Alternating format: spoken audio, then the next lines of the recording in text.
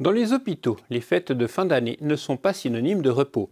Accidents, grippe, coronavirus ou pour les enfants en bas âge, virus respiratoire syncytiaux ou VRS peuvent encombrer les urgences. Mais tous les hôpitaux régionaux ne sont pas logés à la même enseigne. Un reportage de Simon Keller et Christian Effliger.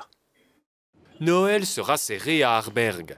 Les responsables doivent bien s'organiser pour que tout puisse fonctionner correctement. On est actuellement dans une situation où on a un manque de personnel qui fait qu'on n'a pas toutes les capacités à disposition. Ça fait qu'en tant que toutes les lits sont occupés, il fait qu'il y a plus de l'heure d'attente pour les opérations qui sont peut-être électives, qui ne sont pas très urgentes. Donc il y a une différenciation de durée d'attente pour le traitement. Bien rempli donc. Mais la situation à Aarberg n'est pas la même que celle de la clinique des Tilleuls à Bienne. Aucun lit n'y a encore été fermé. Mais ici, aucune opération n'est actuellement repoussée.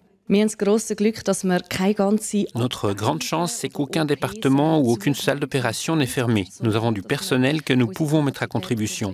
Mais la demande est plus forte. Nous avons toujours plus de patients qui aimeraient venir à la clinique des Tilleuls que ce que nous pouvons offrir.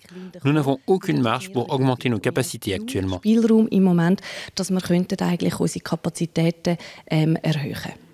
Le centre hospitalier de Bienne nous informe par écrit que les dernières semaines étaient déjà très chargées. Tous les hôpitaux ne sont pas forcément touchés de la même manière par les goulots d'étranglement. C'est ce qu'explique Gundekar Giebel de la direction de la santé du canton de Berne. Pour le moment, on a le virus VRS qui circule, qui peut provoquer des bronchites chez les petits-enfants. Et puis, ça augmente aussi les places occupées dans les hôpitaux. Les autres hôpitaux, ils peuvent de nouveau créer des places, ils peuvent ouvrir de nouveau des lits. Mais les parents peuvent beaucoup aider maintenant pendant les jours des fêtes à protéger les petits-enfants. On dit les nourrissons au-dessous de 3 mois sont les plus exposés à ce virus. Et puis, c'est à eux qu'on doit penser maintenant pendant ces jours des fêtes, et puis les protéger. En cas d'urgence, tout doit pouvoir fonctionner durant la période des fêtes, même si les hôpitaux ont déjà dépassé leurs limites. Il fait partie de notre travail quotidien qu'on soit préparé à toutes les éventualités. Nous, on est prêts. On sait que c'est une période que revient toute année, qu'il y a certaines augmentations de patients. Nous, on est prêts à ça. Nous allons faire moins d'interventions non urgentes ces prochains jours. D'un côté, il y a moins de personnel médical pendant les fêtes. Et d'un autre, les patients ont pu choisir. Soit ils ont déjà été opérés, soit ils le seront après Nouvel An. La question critique, c'est celle des urgences et nous sommes armés pour pouvoir y répondre. Le centre hospitalier de Bienne réduit également ses interventions non urgentes pendant les fêtes de fin d'année afin d'être prêt en cas d'urgence. Les responsables ne réduisent ni le personnel, ni les capacités opérationnelles.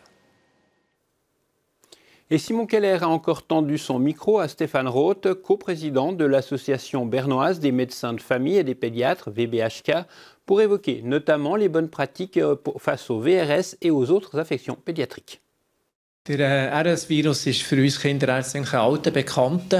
Pour nous, pédiatres, les VRS sont des vieilles connaissances. Ils circulent chaque année un peu plus ou un peu moins selon les années. Ce qui est un peu atypique cette année, c'est qu'ils reviennent après 2 ans. 2 ans et demi où ils étaient plus discrets, y compris chez des enfants plus grands qui n'y avaient pas encore été confrontés. Et la vague massive de la semaine passée s'est ressentie dans les chiffres des hospitalisations.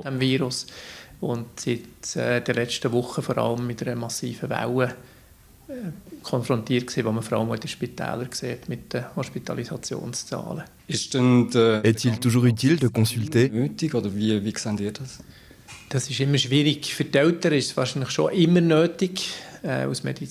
C'est toujours difficile. Pour les parents, c'est toujours utile. Du point de vue du médecin, heureusement, beaucoup peut être fait à domicile. Je crois qu'on peut recommencer à avoir plus confiance dans la santé des patients, surtout plus âgés. La plupart des refroidissements ne nécessitent pas de voir un médecin, mais du repos. Mais dans la société actuelle, on en a toujours moins.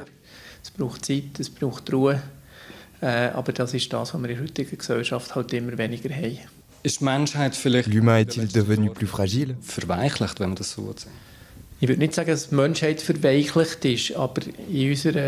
ne dirais pas ça, mais les maladies n'ont plus de place dans notre société et dans notre système familial. On voit que de nombreux parents consultent leur pédiatre parce que leur employeur fait pression.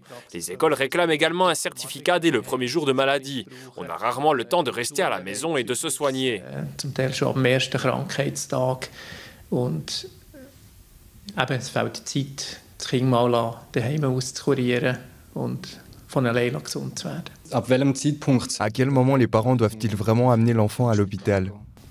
Also grundsätzlich ins Spital gehen ist fast immer der falsche Weg. Aller à l'hôpital, c'est presque toujours la mauvaise route. Il faudrait d'abord voir le pédiatre. S'il ou elle n'est pas atteignable, il y a des consultations par téléphone dans tout le canton. Cela permet de régler pas mal de questions. Les enfants qui restent en mauvaise santé, qui ne boivent plus assez ou qui ont des difficultés à respirer, même sans fièvre, doivent être examinés. Cela ne veut pas dire aller à l'hôpital, mais prendre contact avec son ou sa pédiatre. Und vor allem kleine Kinder, die auch wenn sie kein Fieber haben, schnell angestrengt schnaufen, das sind die man beurteilen sollte. Und beurteilen heisst nicht ins Spital gehen, sondern mit dem Kinderarzt Kontakt aufnehmen.